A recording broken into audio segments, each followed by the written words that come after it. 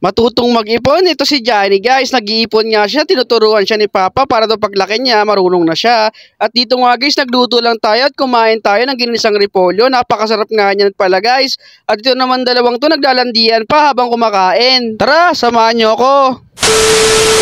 What is up guys, for today's video nga, mag-uumpisa ang video natin for today's video na maliligo muna ako. At nung natapos nga ako maligo guys, at nakikita nyo, fresh na yan at poging-pogi na tayo. At dahil nga guys, wala tayong masyadong makontent guys, paki-comment below naman kung may naiisip kayong content dyan. I-share ko nga lang pala sa inyo to guys, si Ani guys, binuturuan siya ni Papa na kung paano mag-ipon. Ipapasok niya nga pala yung mga baryang iniipon nila Papa dyan sa may piggy bank nila Papa ngayon. Yan nga rin pala guys ang pinaka-isang gustong gawin ni Johnny guys, ang maghulog ng mga barya dyan sa piggy bank nila Papa ngayon. Paki-comment below naman guys kung tinuturuan nyo rin mag-ipon ang inyong mga anak o inyong mga pamangkin. At dahil nga mawala tayong may content ngayon for today's video guys, samahan nyo na lang ako magluto na itong ginisang repolyo guys. Maya nga guys ang ginisang repolyo na yan guys, maglalasang yan parang bulalo guys. Dito nga guys, yung uminit ng ating mantika, naglagay na ako dito guys ng bawang guys.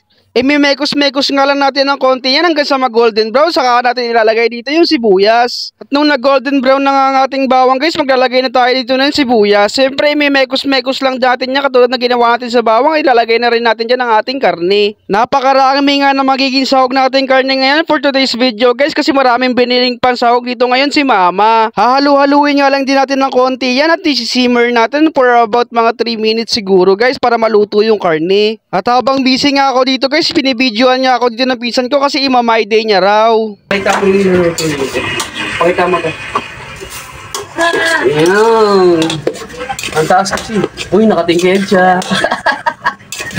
Yan, ayun na. At may naisip nga ako dito guys, bali optional lang to, maglagay kayo ng pamintang durog. Bahala na kayo guys kung gaano karami yung malalagay niyong pamintang durog dyan. At nung medyo luto-luto na nga ating karne guys, sinabay ko na dito yung gulay guys. Napakarami nga pala ng gulay na to guys, hindi na siya nagkasya dito sa ating lagayan. Kaya mamaya ininext muna natin yan hanggang sa numipis siya. At makikita nyo naman dito guys na napakarami pa rin natira kahit marami na tayong nailagay sa ating lagayan. Talagang marami lang talaga yung gulay. At nung ilalagay na nga natin yung pinaka-last batch ng gulay guys, naglagay na tayo ng asin. Bali tansya na lang din to. Bahala na kayo guys kung gaano karaming asin ang ilalagay nyo sa inyong lulutuing ginisang repolyo.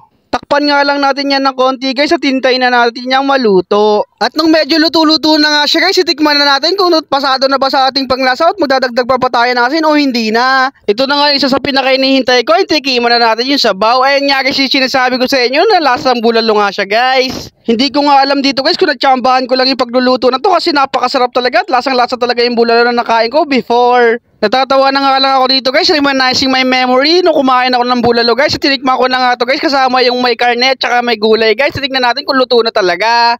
Napakalaki naman talaga ng subo natin dyan guys at napakasarap talaga ng gulay kasamahan pa ng karne guys. Napapikit na nga ako dyan para ako nasa heaven yan kaso mainit. Sa sobrang init nga dyan guys, halos maiyak na ako guys at nagkasingaw nga ako dyan kinabukasan lang. At bago nga tayo mag-umpisa sa ating food trip guys, sinama ko na itong dalawa to na magjowa guys. Sabi ko magbibideo muna tayo. At ito nga guys, kakain na ako dito at napakasarap naman talaga ng ating gulay. Sinamahan pa ng karne na napakasarap. Hanggang dito na nga lang tong vlog na to guys, ayaw ko kayo magutom. Bye bye guys, see you on my next vlog.